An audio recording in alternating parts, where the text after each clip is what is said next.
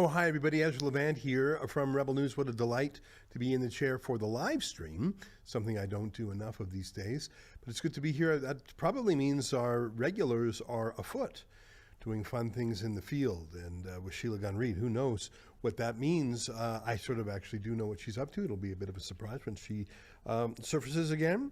One of the things we like to do in these live streams is cover sort of short snappers in the news that we don't... that maybe aren't big enough for a monologue in a show themselves or a video. Can I start, and Olivia, I just sent you a clip of this a moment ago.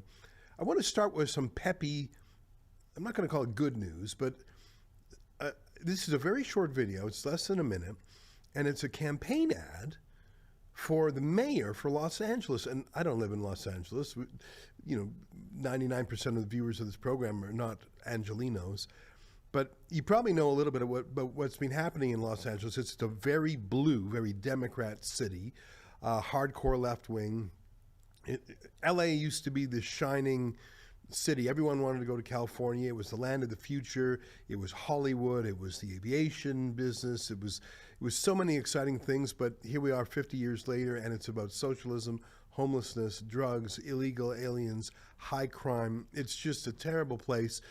And it's getting worse all the time, but things have gotten particularly bad. I don't know if you know, a couple of years ago, there were massive wildfires that swept through actually one of the wealthiest neighborhoods in LA called the Palisades. And fires are fires, what are you going to do? But there were a lot of things that went wrong. Reservoirs were not full, fire departments, there was just a lot of things that went wrong all at the same time. And the mayor, actually a communist, was overseas doing some junket in Africa as the fire raged through the city. She just didn't give a damn. She didn't cut her trip short. And thousands of homes were burnt to a crisp. And by the way, it's been a long time and rebuilding is so slow. We actually visited. Do you want to throw some B-roll up of when Lincoln and I visited Joel Pollack, whose home was not burnt to the ground, but it was rendered unlivable by this fire. It was such a galvanizing moment. And there was one or two little malls that had private firefighters, and they survived. Yeah, show just a little bit of this. Like, look at that. Just the fire, it just torched everything. It went from house to house. And these were nice houses. You could see the only things remaining standing are the brick fireplaces. That's Joel in front of his house. His house didn't burn to the ground, but nothing is livable in there. All the services are broken, so he had to evacuate. Anyways, so LA, I mean, look at that. Just heartbreaking. In a beautiful paradise, you have this hellish situation. Thanks for letting me show you that. So the mayor, I think your name is Mayor Bass, B-A-S-S, true, an actual communist. I'm not just saying that as an insult, and who was overseas and who let down thousands of people. Take a look at this ad. It's pretty quick, but boy, it gets you going for someone running for the mayor to challenge her. And you tell me this isn't the best political ad you've seen all year. Take a look. This is where Mayor Bass lives. You notice something? Or here, where Nithya Raman's $3 million mansion sits. They don't have to live in the mess they've created where you live. This is where I live. They let my home burn down. I know what the consequences of failed leadership are. That's why I'm running for mayor. For my sons and the rest of us Angelinos that want to stop these corrupt politicians from destroying our city. We are going to get the golden age of Los Angeles back. This is where mayor... I like that. And, you know, I'm not an expert in California politics, certainly not the mayoralty race. That guy Pratt is his name. Apparently when he was 20, he was sort of a reality TV guy, so he's very comfortable with the medium. And just a fresh message. And I think it was very powerful that he's literally living in a trailer on his burnt out lot. And the response by the regime has been just awful and hilarious at the same time. Oh, he's weaponizing his situation. Weaponizing his situation. You let his house burn down. He's in a frickin' trailer while it's just the I don't know, the entitlement of the incumbents is shocking. I think he's got a chance. You know, things can get bad enough that even left-wing places like California say we've got to change course. You've seen some of that pulling back from the brink in San Francisco lately, and one of the things that's happened is people just leave. Can you actually? And I'm sorry to throw you for a loop, Olivia. I just was watching the new mayor of Seattle, and she's had some disastrous interviews. And the mayor of Seattle really hasn't had a job in her life. Before becoming the mayor of Seattle, which is an important city, she was like a transit activist. And that's the one. That's exactly the one right there where taxes and crime and drugs, a lot of the wealthy people who created the modern Seattle are saying, whoa, it's not just money issues and taxes. There is so much crime and hatred for entrepreneurs. We're out of here. Take a look at her laughing at that. Take a look. I think the claims that millionaires are going to leave our state are like super overblown, and if the ones that leave, like, bye. I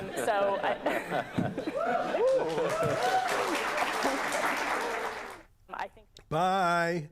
Margaret Thatcher said socialism is fun until you run out of other people's money. And Zoran Mamdani is the leader of the pack. Can you get his little ad where he's standing outside the house of some billionaire? I forget the name of the billionaire. He's talking about a new wealth tax, and he's literally standing outside the house of one of the most productive men in American history, who made all his money around America serving people. In capitalism, you get rich. It's sort of an ironic thing, and I was talking to Frank Stronach about this the other day on our special live stream. I said, greed is part of human nature. It's one of the 7 sins. And what capitalism does, which is sort of the innovation, is it harnesses that greed and says, all right, you're greedy. Okay, we're not going to change human nature, but what if we can harness your greed? And it's his ad, so it's probably on his own channel. It's him standing outside some guy's condo. Anyway, so Adam Smith said it best. He's the great Scottish philosopher and economist. He said, it's not by the beneficence of the butcher, the baker, and the brewmaster that we eat our dinner. It's by their self-interest. Let me translate into plain English. People get rich in a capitalist economy by serving others, by giving them more value than they take. So the richest, it's one where he taps on the camera. Let me see if I can find it. My point is, in a system like America, where you have generally the rule of law and property rights, so you can't just steal things. The way to get rich in Russia is to have an inside track, is to have some friend in the system, some politician who will cut you in on a deal. That's sort of a kleptocracy more than a meritocracy. Jeffrey Bezos, who's one of the richest men in the world, he's worth what, about $250 billion or whatever. But the rest of Amazon is worth a couple $1 trillion. So yes, he's rich, but he's rich because he's made so many others even richer. And I think the same thing goes for Elon Musk for sure. Whether it's Tesla cars, Starlink, internet, or whatever he's doing, other people value. It's just. Let me give you my last example before I move on. When you go into a store and you buy something for $2, a candy bar or whatever, why do you both say thank you? I mean, it's a pleasantry and a politeness, and maybe it's automatic, but it's actually because you're both further ahead. To the shopkeeper, that candy bar was worth maybe $1.50. So you paying him $2, he's saying thanks for the 50-cent premium. And for you, well, you wanted that candy bar more than $2 worth, so you're getting a good deal. Mamdani wealth tax. Yeah, pied à terre, that's the one. Pied à terre, I don't know how it would be pronounced in English. It's a French phrase. Can you Google that? Pied à terre, Mamdani pied. I'm just going to put it in Slack.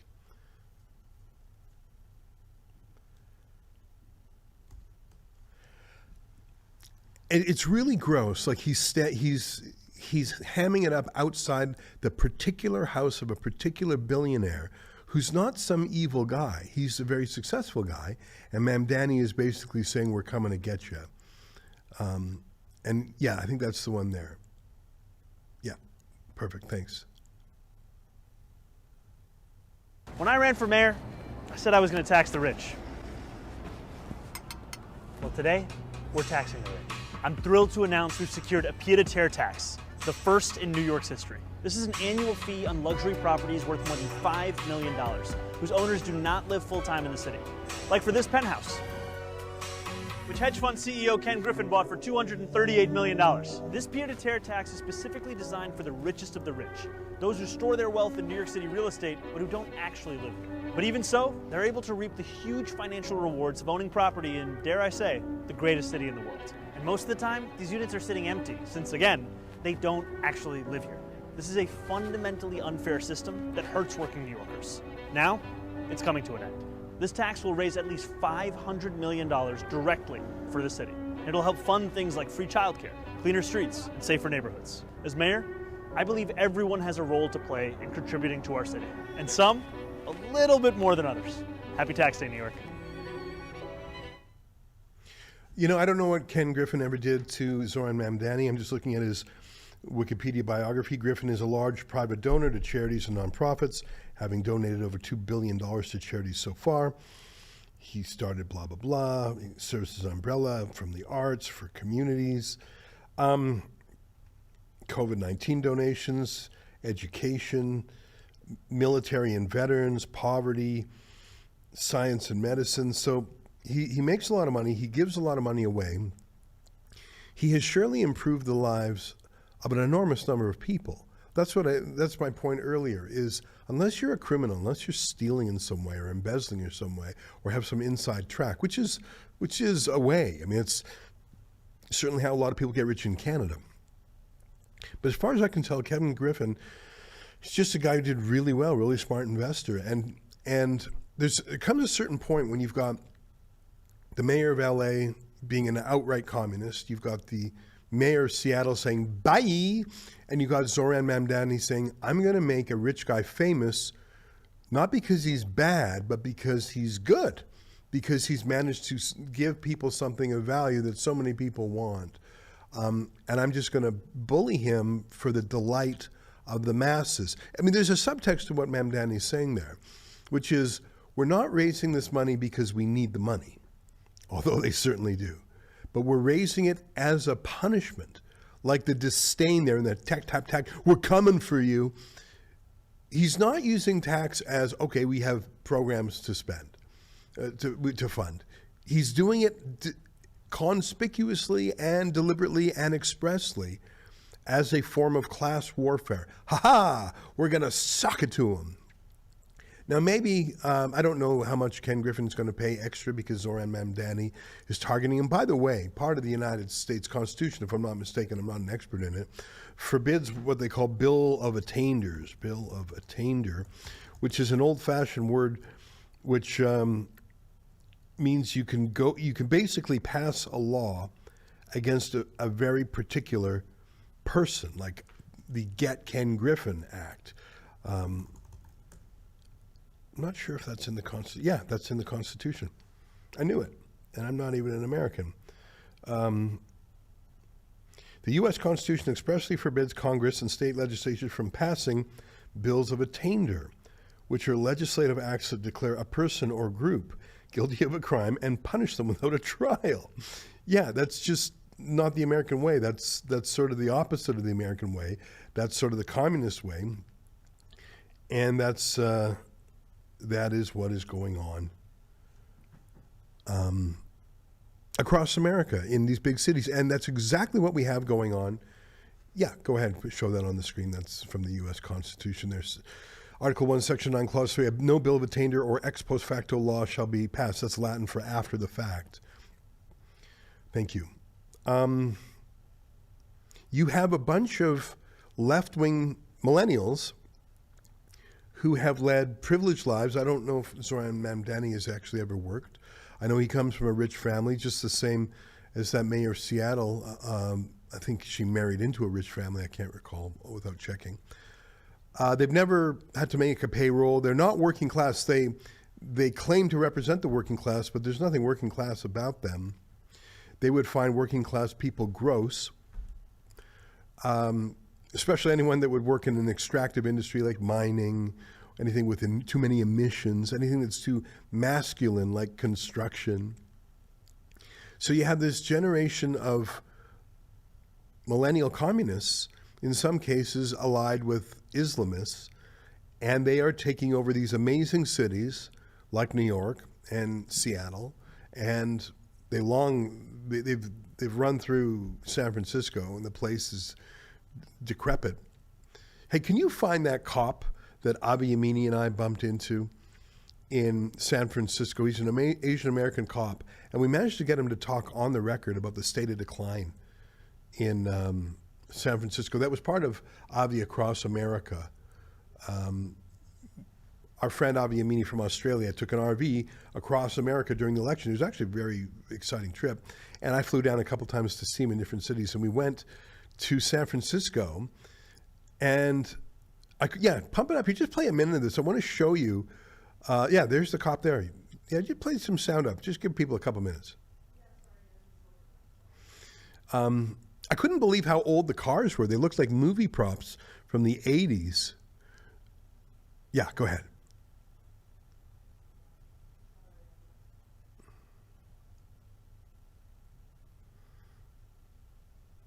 Looks worn out. You can, looking inside there, the seats are ripped up. Like this car looks like it's been keyed and vandalized. My point is, defund the police. That's already happened, and even the police that are here, they have no mandate, they have no instruction to clean up this town. I don't even know why they have a police force here. I literally said to Avi, is this even a real police car, or is this, sometimes people buy a used police car for some other purpose, maybe to deter crime. This is a real police car in service. It's 25 or 30 years old. And the dilapidated state of it speaks to everything that's going on. What do you think? Am I reading too much? I didn't think this was real. It looks like they've defunded the police 25 years ago. Somebody stole my money in my room, my next door neighbor. And I've been trying to file a report. For 3 weeks, they just asked me to just come back. Would the police come if someone stole $500 from a store? Would the police respond to that in a timely way? I don't understand. Well, if it's a 911 call for service, police are required to respond. And your question is in a timely way. Well, it depends on staffing then, doesn't it? If there's 1,000 calls for service and there's 10 police officers, you may wait. And I just can't help but notice that the mayor, whose name is on this plaque, Willie Brown, that was the mayor who had an affair with young Kamala Harris, and in return for her sexual favors, promoted her to the highest heights of San Francisco politics. Not only is that a shocking story of sleeping your way to the top from Kamala Harris, but it tells you what kind of town this is, nepotism. And when you look around this disaster of a neighborhood, that is the political culture. Those are the policies and the ideas that Kamala Harris has had in her system. Well, I guess since she had Willie Brown in her system. The government, the system, none to breathe, because she ain't doing nothing. She is not doing nothing for this community. This is what the mayor wanted. She wanted a sanctuary city. For what? What did you thought was going to happen? You invited every dope fiend in the United States to come to San Francisco and use drugs. Really? We already had a drug problem before. But now this has gone beyond that. I blame the legislator and the mayor. Do you think change of government? Yeah. Please. Big time. Change the government. Get her out of office. Who do I blame for all of this? The dealers. You did the crime, pay the price. It's just that simple. All this for forgiveness? No, because that individual going to say, well, gee, I can break out this window, and guess what? They're going to give me a little small time. No, you got to change that thought. You should take your camera and have them look at cross street on Jones Street in front of this after-school program. Jews and drugs. You know what? It's a great video. I won't play the whole thing here again. My point is, a great city can be turned into a ruin. You know, Detroit, for anyone who's ever been to Detroit or Baltimore, I spent some time in Baltimore. It's terrifying. These cities have had a reduction in population as people have moved to greener pastures. Detroit, 100 and plus years ago, about 100 years ago, had the highest industrial wage in America. If you wanted to get rich, you went to Detroit. They called it Motown, Motor City. And so much happened there. I mean, it was a cultural capital too. It was a black capital. It was so many amazing things happened because, I mean, it was where GM, Ford, it was where the American car industry was born. How was that killed? It was killed with politics. Toronto was a great city in its own way, and it has been turned into a failed state. High crime, high taxes, permissive immigration, just dilapidated, like the government would allow things to slide. It's what James Q. Wilson would call broken windows theory. If a vandal breaks a window in a factory, or let's say breaks a window in a car, and it's not repaired, it's not moved, it's not taken care of, you're sending a signal, no one cares about this street, no one cares about this place. And so the vandal says, oh, okay, that's how it is around here. How far can I push? And one of the ways that Rudy Giuliani reigned in New York City is he went after the small things, not only to catch the bad guys, but to send a signal that we're not allowing you to graffiti things anymore. We're not allowing you to sleep rough on the streets. It was shocking to go to that Tenderloin district in San Francisco, but it's actually worse in Vancouver. Anyways, I wanted to show you that mayoralty candidate in LA, and I hope he wins. I have very little connection with LA, but how can you not love Los Angeles? Los Angeles is one of the great cities of the world. It's in some ways the most American city, and it's been ruined. Literally, the mayor is a communist. Literally a communist.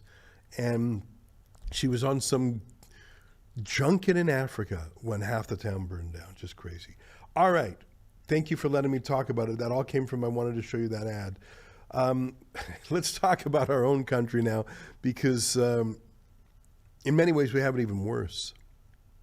I want to show you a tweet that our Prime Minister, Mark Carney, had the audacity to put up on World Press Freedom Day. Can you put the tweet up for a second? I mean, this is something we think about a lot at Rebel News because we're constantly being attacked for our free speech. This is the tweet.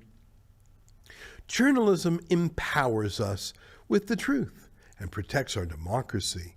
In a world where it's increasingly under threat, Canada continues to support a free and open press, and we are stronger for it. And look, just to prove it, there's a picture of him standing with some journalists. Or at least I think that's who's in the picture there. It's sort of hard to tell.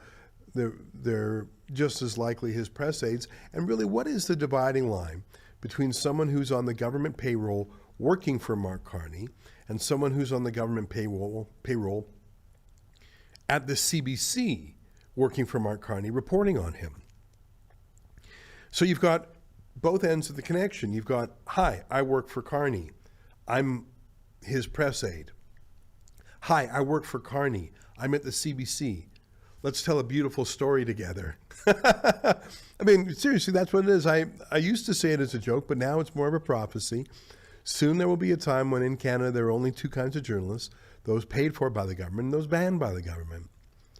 I replied to Carney's tweet and I said, literally, when independent reporters try and approach him for questions, the police block them. And here's what I wrote. Your bodyguards, I had a typo, you bodyguards block independent journalists from asking questions. If the journalists persist, you arrest them. You have sworn to enact new censorship laws. Mark Miller, just the other day, said we better catch up with Europe on this. And you have colonized the mainstream media, making them completely dependent on your subsidies. And they act like it.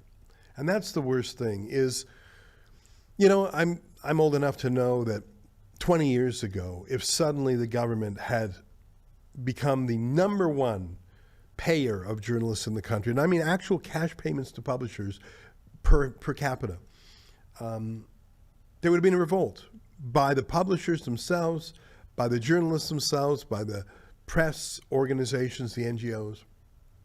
They would have said, you can't buy us.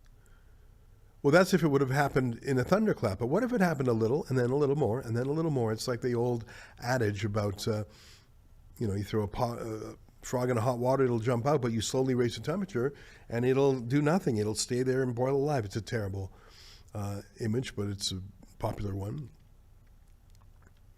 Journalists dipped their toe in and thought, okay, this is sort of comfy, and more and more and more. And now they're fully aligned with the government. And as you probably saw on an earlier episode, when Sheila Gunn Reid, the head of the Independent Press Gallery and our chief reporter here at Rebel News, went to Parliament to testify about the needs of independent journalists, there was a reporter there from the Canadian Media Guild, which is a large government union, a large union of largely government journalists. And they had two demands. Number one, more money. Number two, censor the people who are mean to us. Journalists for censorship. Well, why not? You're already fully in bed with the government. Anyways, that's and just no reaction to that tweet, just the chutzpah of it.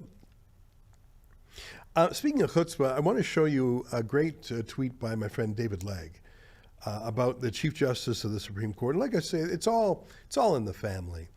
I mean, Mark Carney, Parliament, the judges, it's all one club, and you're not in it, brother. So I'll just show you I'll read a couple of sentences. Canada's Chief Justice, Richard Wagner, has installed a lifelike bronze bust of himself in our highest court. It should be called Narcissus Canadianus. There is no precedent for something this vulgar in the history of the court. It should be taken down. Richard fancies himself. Richard also fancies his own opinion on things. He violated legal due process and the court reputation by publicly accusing the convoy, he means the trucker convoy, who protested backwards federal COVID policies that were soon dropped, of anarchy and hostage-taking. Now that the convoy's freedom of speech, assembly, and due process rights have been asserted by lower courts, the Supreme Court has to consider the appeal on the federal government and weigh the rights of citizens against the decision of the federal government to impose the Emergencies Act to suspend those rights. Wagner's lack of judicial discretion on the first instance makes his recusal from such an important rights-defending case important. I'll stop there. It's a long post. But just to explain what he means, a judge has to be neutral. There's a reason you don't have judges tweeting. There's a reason you don't have press conference by judges. Because the judges, even though they're humans with opinions, they have to be unbiased and they have to appear to be unbiased. You can't have a judge out there tweeting at Mark Carney or at Pierre Poilievre or at Avi Lewis, chirp, chirp, chirp, chirp, chirp, and then pretend to be neutral in a hearing on matters that touch on them. It's a trade-off. You can't have a political lawn sign. You might say, oh, every Canadian has a role. Well, not if you're a judge and you agree to that. If you don't want to go politically neutral, do not become a judge. So here's a guy who's the Supreme Court Chief Justice. And during the convoy, he just couldn't help himself. And he started mouthing off against the truckers. And you know what? He could be right. But that's not the point.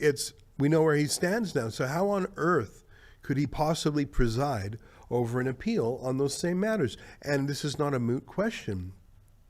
You'll recall that the Emergencies Act, the form of martial law brought in by Justin Trudeau, was found to be illegal and unconstitutional by the Federal Court of Canada. Trudeau's government appealed. A 3-judge panel of the Federal Court of Appeal said, no, that lower judge was correct. You did an unconstitutional, illegal thing. So 4 judges in a row have now said what you did was illegal and unconstitutional. But the government has an ace in the hole. They have a high card in their hand, don't they? The Supreme Court Chief Justice. They know where he stands. And he's not just a judge, he's the boss. And the thing is, the other judges know where he stands. It would be about as neutral as having me. And even if I or Richard Wagner could give a beautifully reasoned judgment, everyone would know we came in there with our minds made up. And he would not recuse himself. And the crazy thing is, that bust, show that bust again. Yeah, that's what a picture of him is like. Who made this bust? Now, we know that a few years ago, the government of China made a big, beautiful bust of Pierre Trudeau and gave it to Justin Trudeau and Alexandra Trudeau as a kind of propaganda gift. So the Chinese Communist Party made a bust and gave it to the Trudeaus as a kind of suck-up to Justin Trudeau. Who made and paid for this? Was it from the Chinese Communist Party? The reason I ask is because they spend a lot of time and effort trying to infiltrate and interfere and impress upon the Canadian political scene. Was this from Justin Trudeau? Of course not. Trudeau doesn't pay out. He only takes in money. Who was it from? Cat caught your tongue? And the thing is, and can you show me the Trump stuff I was mentioning before the show? You know, the CBC just did a hilarious little story on this passport. This is a real passport.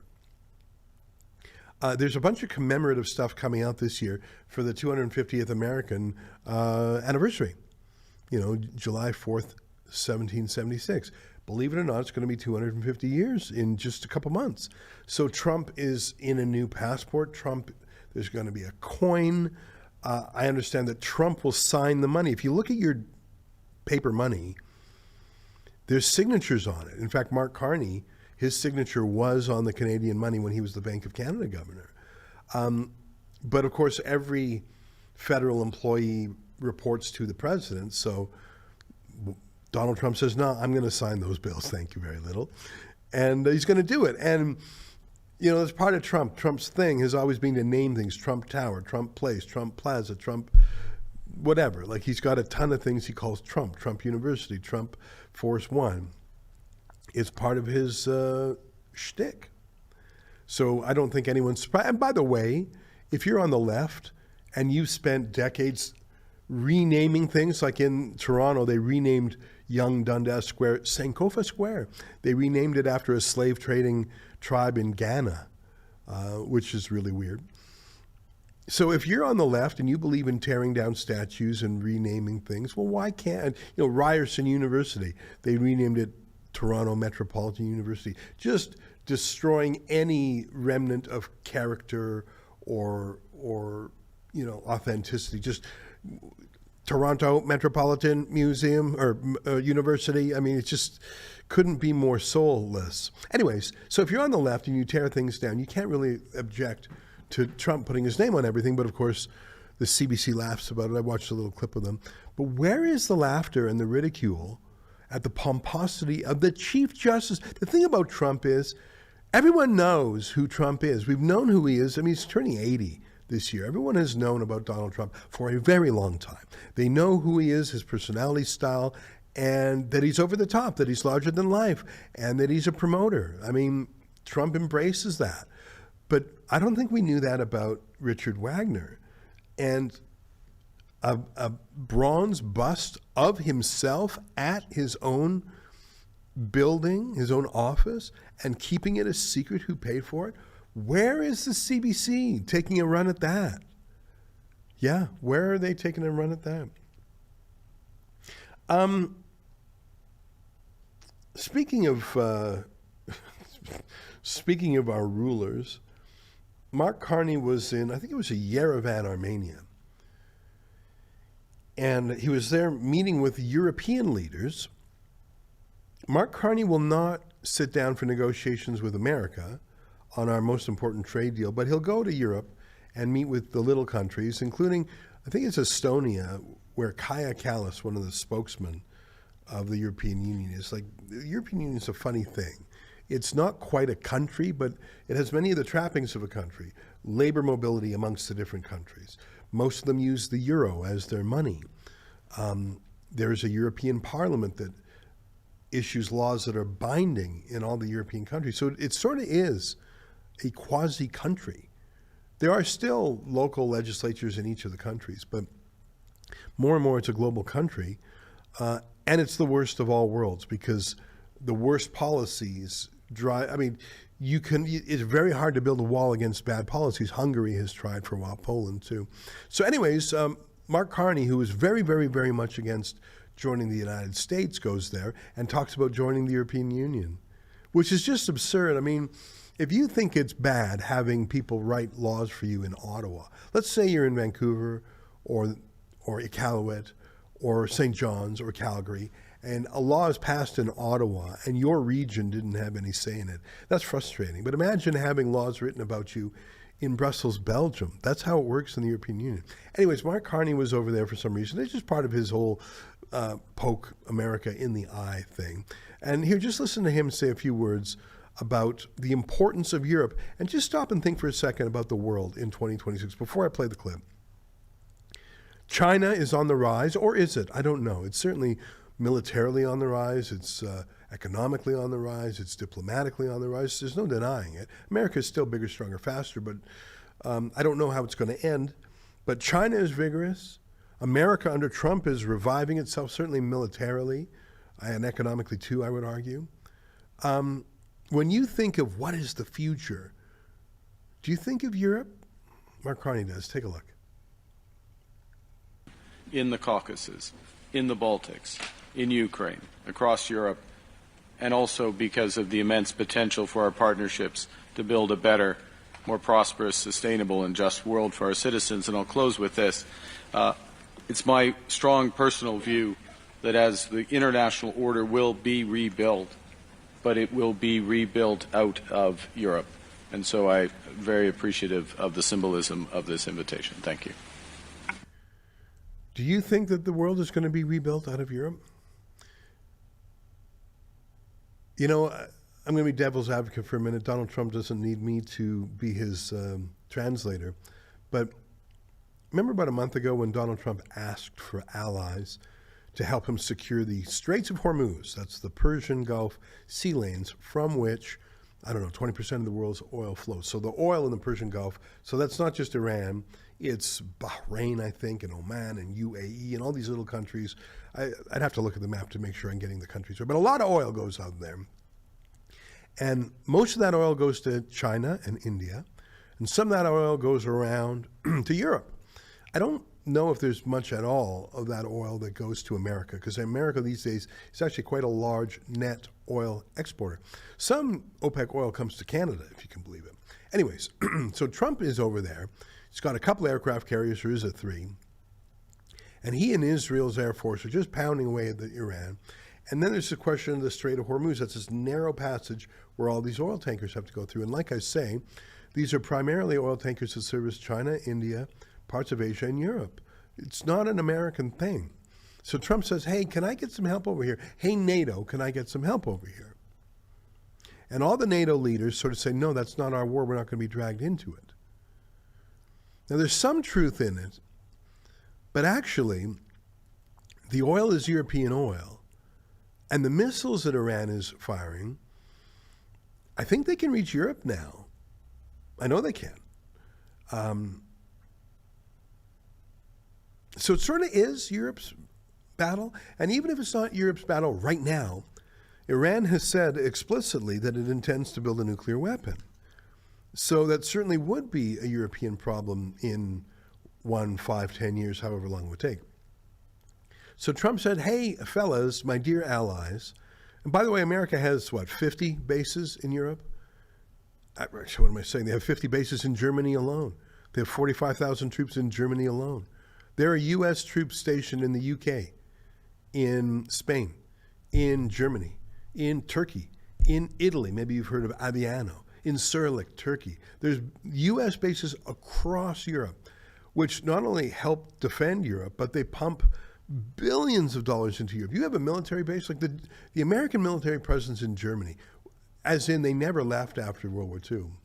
They never left Korea either. They never left Cuba. There's still a little toehold called Guantanamo Bay. That goes back to the Spanish-American War, if I got my history right. I think they finally did leave the Philippines after a century. But there are more than 100 real bases, and if you count just little, there's probably about 400 around the world, including the little camps or whatever. So you got 45,000 American soldiers based in Germany. I don't know how many billions of dollars worth of GDP that is for Germany, let alone their official reason for being there, to keep out the Russians. You know, there was a British diplomat who said the purpose of NATO is to keep the Germans down, the Russians out, and the Americans in. Isn't that great? Isn't that a great description? Which is all a very, very long way of saying America has spent trillions of dollars in defense of Europe to this day. And Donald Trump said, hey, can I get a helping hand here, fellas? And none of them said yes. Not even the UK, who had the special relationship. Now, the first thing is the UK really couldn't do much. Apparently, they only have 6 seaworthy vessels, and the one that they sent to Cyprus sort of broke down on the way. So they really couldn't do it. But I think all Trump was looking for was like a friendly ally to say, hey, we're with you. But none of them would, and largely because of their own domestic politics. They have such a large Islamic demographic. But Trump said, well, hang on.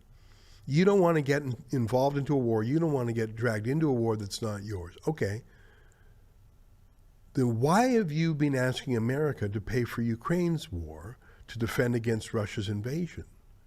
Like, is that not a sort of analogy?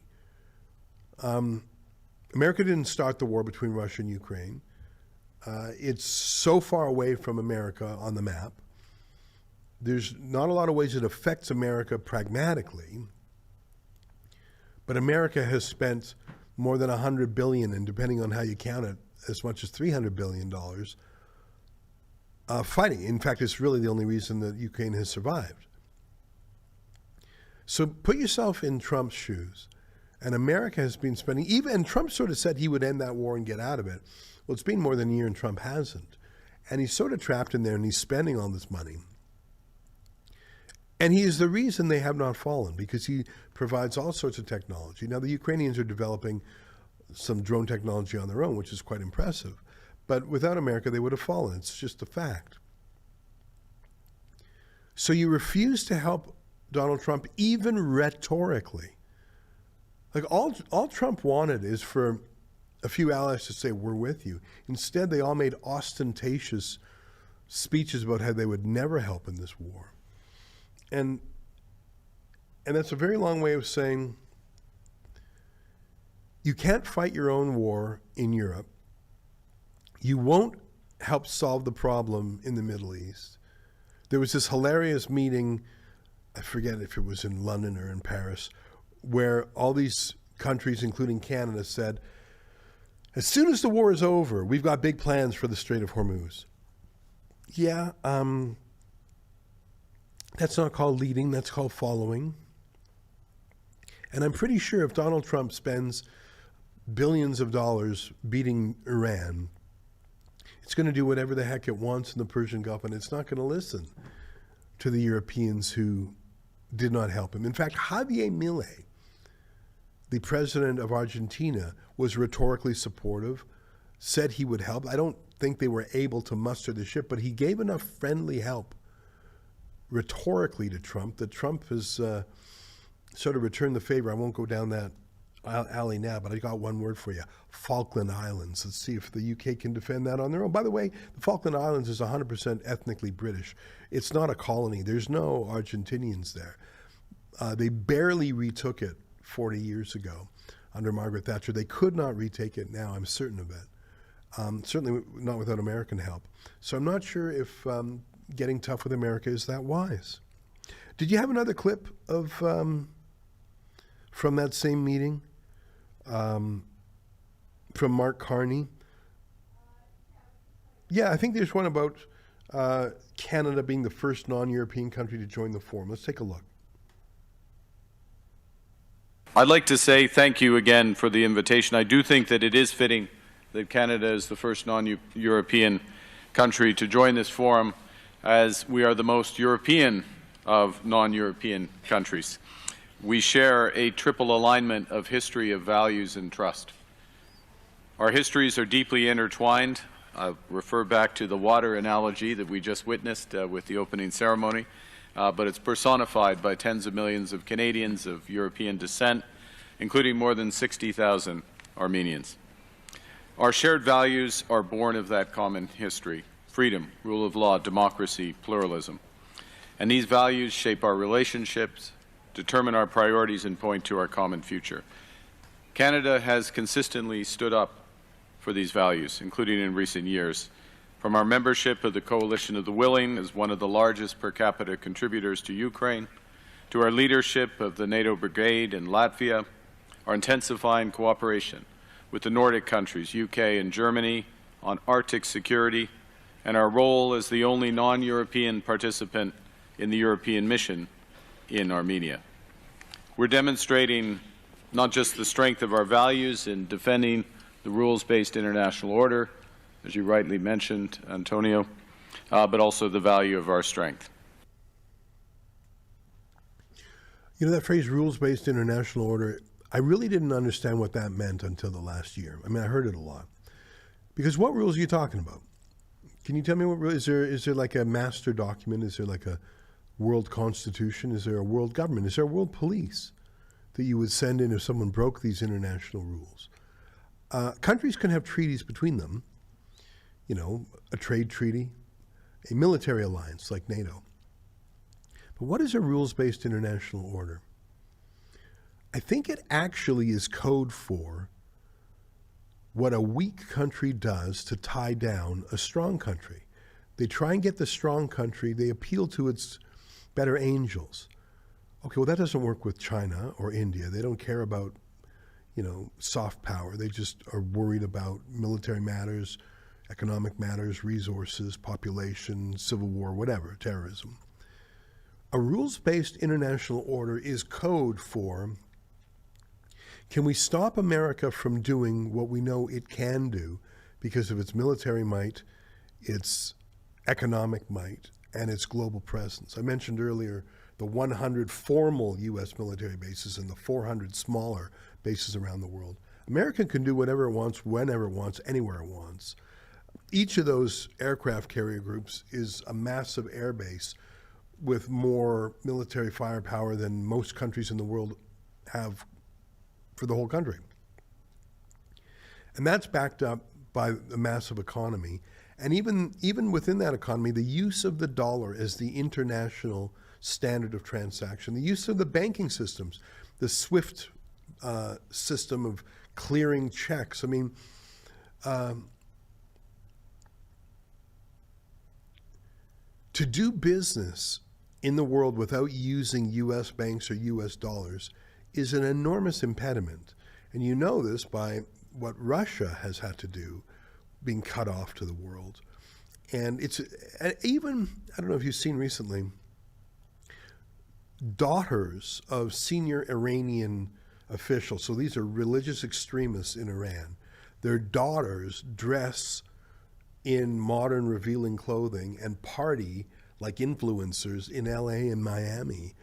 So finally, the U.S. State Department had an investigation the other day about yanking the visas of these daughters of these Islamic terrorists. Like, you have all these death to America types in Iran while their daughters are partying in the West. So America has more power than every other country in the world combined. And so the way to stop America is not militarily. You can't. It's not economically. You can't. It's not culturally. What's the rival to America? What, you watching a lot of exciting Chinese movies lately? You listening to a lot of rock bands from India lately? Culturally, economically, politically, socially. You know, look at the leading industries. Tech, not just social media, but hardware. I mean, where's the world's richest men, the world's richest companies building, growing the fastest are American. AI, however that ends up, it's an American project. And think about for those of you scared about AI, and I would put myself partly in that camp, would you be more or less scared if AI were dominated instead by OpenAI, XAI, ChatGPT, Claude, or Anthropic, or I don't know the names of it, Gemini? There's a bunch of different AI companies who together have sopped up like $1 trillion in the last couple of years. I don't even know what they're doing. I don't even understand it. Now Elon Musk says he's going to build data centers in space. Okay, I'll just watch because I don't understand. Would you rather that be the story? SpaceX alone, putting more rockets into space than the rest of the world combined, times 10. That one company, Elon Musk company, SpaceX, sends more mass to orbit. That's how they calculate it, based on the weight of what you're sending up there, than all other countries and companies, times 10. Would you rather that was China? Let me know. Would you feel good if it was China that was getting the AI down pat? Now, they're racing to do it, and they're stealing a lot of technology. I mean, Huawei was basically built by stealing, hacking into Canada's tech company Nortel. Don't forget about that.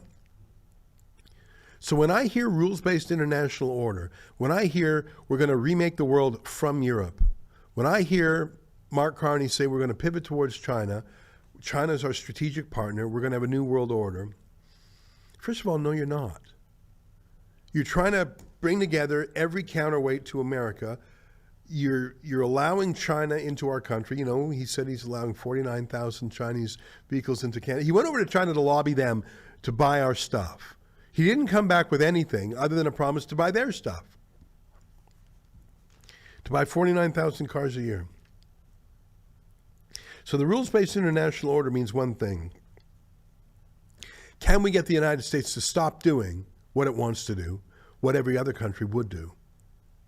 Can we get America to stop by just keeping on using the word rules-based international order? Because we can't compete with them. We can't beat them.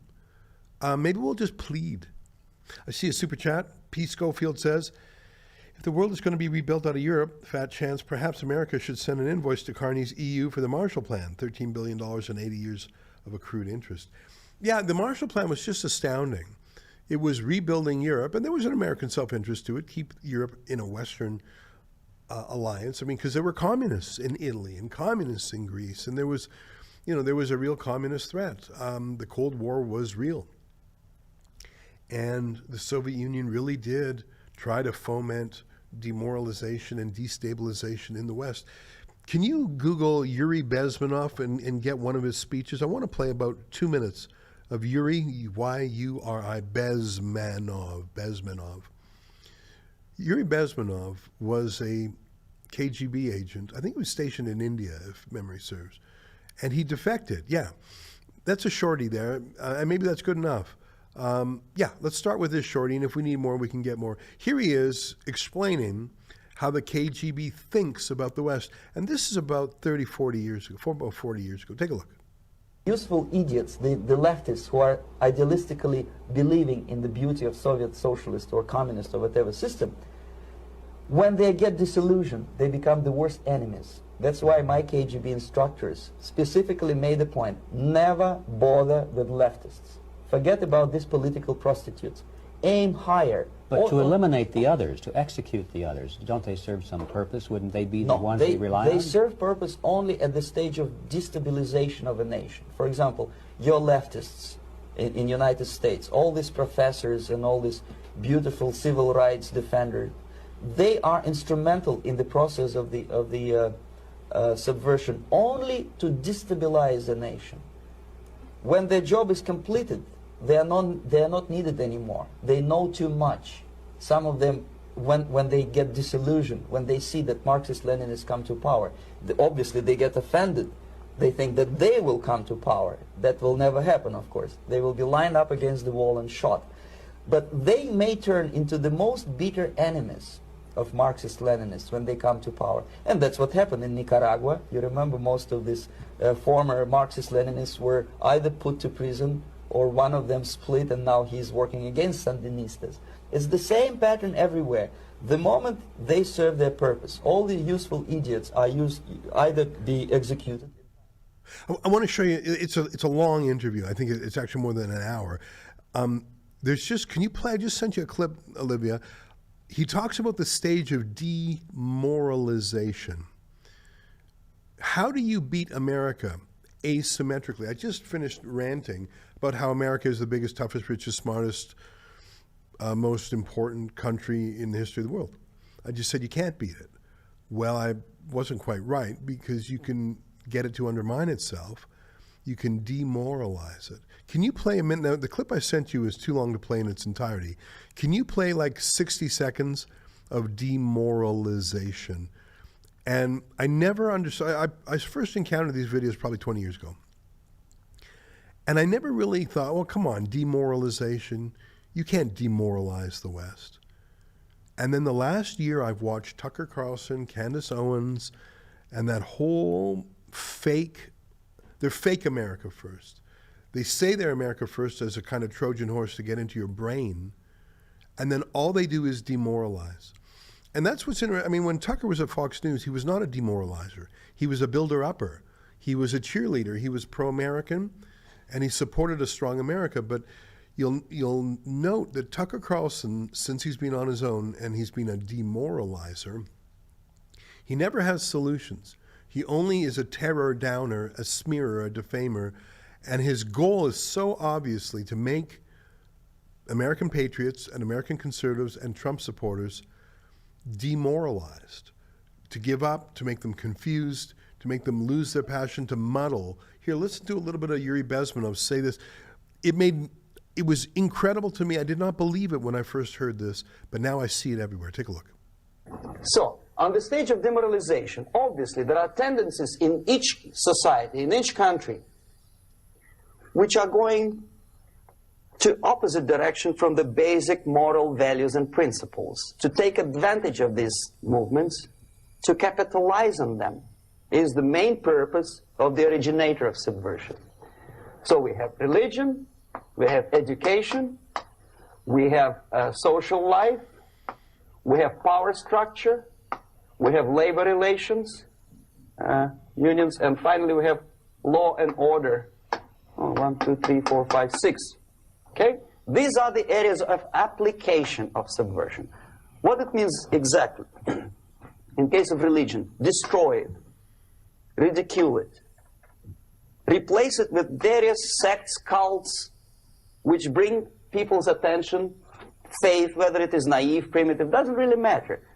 As long as the basically accepted religious dogma is being slowly eroded and taken away from the supreme purpose of religion, to keep people in touch with the supreme being, that serves the purpose. Therefore, replace it, accepted, respected religious organizations with fake organizations.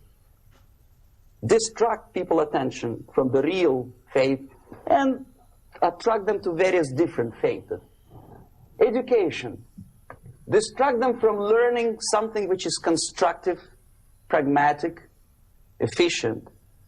Instead of mathematics, physics, foreign languages, chemistry, teach them history of urban warfare, natural food, home economy, your sexuality, anything, as long as it takes you away, okay?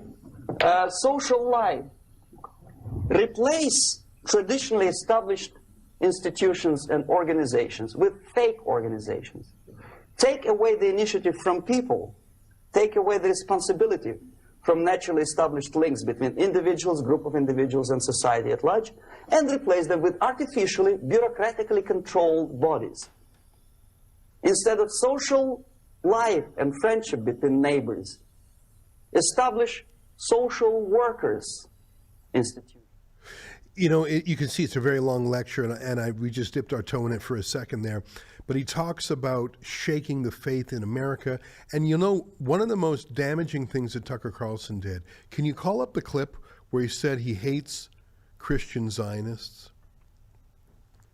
Tucker Carlson has basically declared war against American evangelicals and even Protestants in general.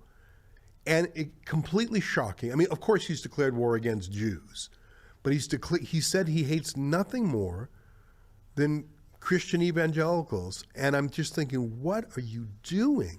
And he just lobs these demoralizing bombs. He's trying to shake Americans out of their belief in the military, the country, patriotism, Donald Trump, the Christian church, Jewish Christian harmony. Play the clip if you have it. Well, Christian Zionists, like, what is that? Right. And I could just say for myself, I dislike them more than anybody, you know, because like, what? And you saw Nick Fuentes there. He's funny, he's chatty, but he is 100% a demoralizer. He's totally negative. He's an incel, and he's against a lot of the grosser parts of the manosphere. There's parts of the manosphere that I respect and admire. Telling men to be masculine, telling men to get off their ass and do things. Even Jordan Peterson's first commandment: make your bed, clean up your room, stand up straight, be a man. That's healthy, that's good. But the contortion of that is the Andrew Tate, Dan Bilzerian masculinity, which is basically either complete misogyny, even rape in some cases, or do not get married, do not have kids. It's all pointless. This attack on these foundations, attacks on Christians, attacks on Jews, attacks on the family, attacks on healthy male-female relationships. And you heard Bezmenov say it. If you can demoralize a nation, if you can unhook them from the things that are from families, and that's what they did in Russia too. Let me close with a story that I have told once before, but it's been many years, so maybe you don't remember it. I'm telling the story of Pavel Morozov, M-R-O-Z-O-V. I'll tell it quickly because we're at 2 o'clock. I have a lot of friends who came over from the former Soviet Union, and one of them was telling me about Boy Scouts. I think it was in grade 4 or something, but they didn't call them Boy Scouts then. I was in Boy Scouts, and it was very positive for me. And there's a sort of a rule book. It was, I forget his name, who was in charge of scouting. It was sort of a rule book, how to be a scout. And there were things you would say like, I will dib, dib, dib, you will dob, dob, dob. Do your best, do our best, do a good turn to someone every day, be loyal to the queen. Like there were all these great little things in there. It was like a kind of civic nationalism. And anyone of any religion could be a scout. And I was a Boy Scout for a few years. And but in the Soviet Union, they didn't have the Scouts. They had something called the Young Pioneers. And my friend was telling me about it. And I did some more research into it. And they wore a little pin. And in Boy Scouts, you had a sash and you had to earn your pins. A language pin or a craft. Like I remember there was one, like a house orderly. That was what it was called. If you could prove that you could iron a shirt, cook an egg, vacuum, or there was this little checklist, and you could get that house orderly badge on your sash. And you had to collect as many of these. So it was a great, great thing. In the Soviet Union, what was the badge? What was the patch? It was a picture of a little boy. Can you find the picture? And his name was Pavel Morozov. Can you find, am I spelling his name right? P-A-V-E-L-M-R-O-Z-O-V. And informant number 1 was another one of his names. Maybe it shows up if you type it that way. Well, why? Who's he? Why are they having this picture of the little boy on the pin? Why does every single young Russian boy have a picture of Pavel Morozov? Who's he? Well, whether or not he actually existed is, I think, cause for question because it was part of demoralization and communism. Yeah, that's a picture of him there. It looks like it's, Pavlik Morozov. I'll read what's on Wikipedia, but I'll tell you the story myself. Allegedly, born in 1918, died in 1932, so he would have been 14. Better known by Pavlik, was the Soviet youth praised by the Soviet press as a martyr, may have been a fabrication and a legend, a 13-year-old boy who denounced his father to the authorities and was in turn killed by his family. His story was a subject of reading, songs, plays, a symphonic poem, a full-length opera, and 6 biographies. His politicized and mythologized story was used to encourage Soviet bloc children to also inform on their parents. Scroll down a little bit. Scroll down, scroll down, scroll down. Is there anything about Boy Scouts or Young Pioneers? Anyhow, I'll tell you the story that I was told by my friend. Yeah, there it is. So you were supposed to hold Morozov as the highest house. If I know the story right, his family was criticizing the forced collectivization of farms under Stalin, and he overheard his parents complaining She met a boy who was in exile with his family, who spent his days denouncing his parents as traitors and lamenting the fact that, unlike Pavlik, he had not denounced his parents in time, saying, "Stalin is my father, and I do not need another one. I accuse my father not as his son, but as a pioneer." So the idea was for everyone to be a little Pavlik Morozov. And imagine, so yeah, the young pioneers, that's what they called the scout. Yeah, okay, there's Lenin, but my friend told me they had the little picture of Pavel Morozov. Anyhow, that's Boy Scouts in the Soviet Union. But you see how it's the same thing? You've got to destroy the family because you can't have anyone higher than Stalin. It's the same thing in China. I mean, I haven't been to China in some time. I don't think I would be welcome there. But when I went there, one of the first things I did is I went into a bookstore to see what books I could get. And I would type in more and more aggressive, like Animal Farm, on Liberty by John Stuart Mill. I typed in, I'm trying to remember, and I typed in more and more aggressively titled books about freedom in the little computer search in this bookstore, and they were all there. Until I started typing in books about religion and about the Communist Party itself, including Falun Gong. And then, blank, blank, I would get an error message. It's funny what you're allowed to do. You're allowed to get rich. You're allowed to be a capitalist. You're just not allowed to have someone superior in your heart than the dear leader. And the young pioneers in the Soviet Union was meant that no one would develop an affection or a loyalty higher to their loyalty to the state. And I think the war on families, the war on parents, the war on mums in the West is part of that. That's the demoralization that Bezmenov was talking about. If you have an hour, and you know, it's been such a long time since I've watched Bezmenov, I should sit down and rewatch it myself. I should probably do a whole show on it. Because, you know, they say nature abhors a vacuum. And when you purged Christianity from the public square, well, you had other things replace it. You heard Bezmenov, fake things. I think the number one replacement for God in the West has been environmentalism. And you have this little child prophet, Greta Thunberg, who's actually not a child. She's just stunted. She's in her 20s, but she looks like she's a baby. It replaces all your religious needs. You have the guilt, you have the penance, you know, buying emissions credits. You have the Eden time, Garden of Eden. You have the apocalypse that's coming. You know, there's so many religious similarities. It's not a religion, though. It's a superstition. To replace, and you heard Bezmenov talk briefly about sex and how if you unmoor sex from purpose, that can demoralize the society. I'm going to stop there. I should do a proper show on it. But that is what Mark Carney wants us to focus on.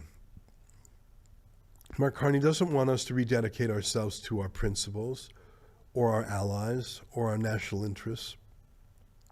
He wants us to be part of a global counterculture, a counterbalance to the United States. He thinks our future is not with the United States, our dear friends with whom 90% of our exports go. He thinks our future is with Europe and with China. And not just economically, but morally, which is the dangerous part. I disagree. And I just hope our country survives it. Let me just check to make sure I've read all the super chats. Oh, I see one more by ACNH Celeste, who says, "I'm both an American and Canadian citizen. U.S. news does not paint a pretty picture of Canada cozying up to China. State broadcaster CBC is a woke joke." I'm pleased to say that people do find alternative sources of news, including Rebel News, but the government is making that harder and harder.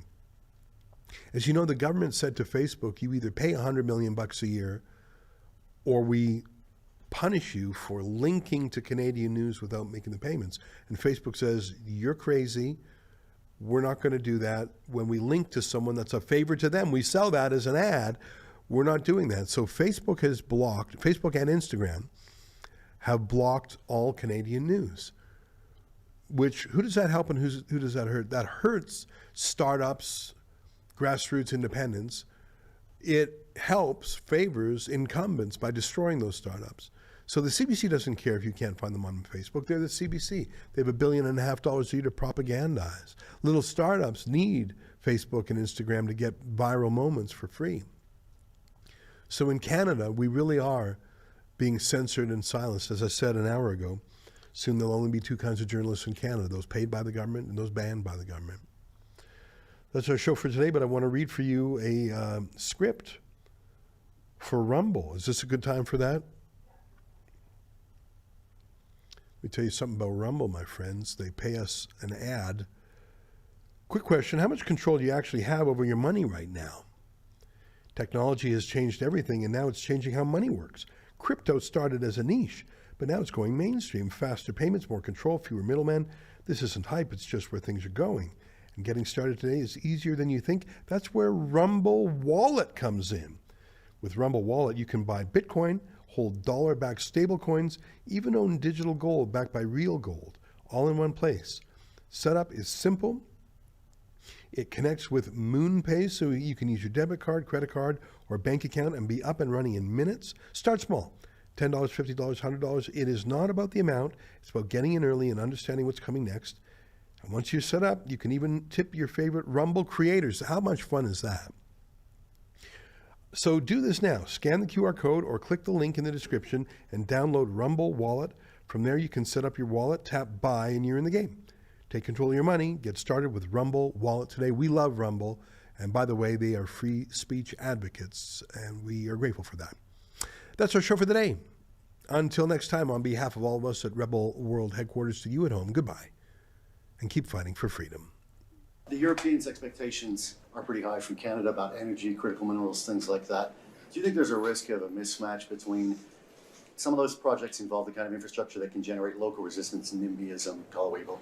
Is there a risk, do you think, of a mismatch between their expectations and Canadians' understanding of what they're going to have to give and build? Yeah, Evan, I'm going to just go to your premise there. When we sit down with the Europeans, the first thing they raise is not energy. Okay, energy is something we raise as being part of the solution.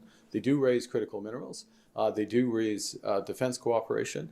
They do raise security cooperation, continuing coordination with respect to Ukraine. They do raise a set of issues around artificial intelligence, space cooperation, the entire digital domain, if I can put it that way, where considerable progress is being made. Yes, energy is part of it, but the framing of this is that the discussions between Canada and Europe start with energy and critical minerals. No, that's just not the way it has been. We do raise energy because we think that in nuclear, with respect to LNG, with respect to, yes, critical minerals as part of the broader energy train, we can be part of the solutions here. But that's a more accurate characterization of the way the discussions are going.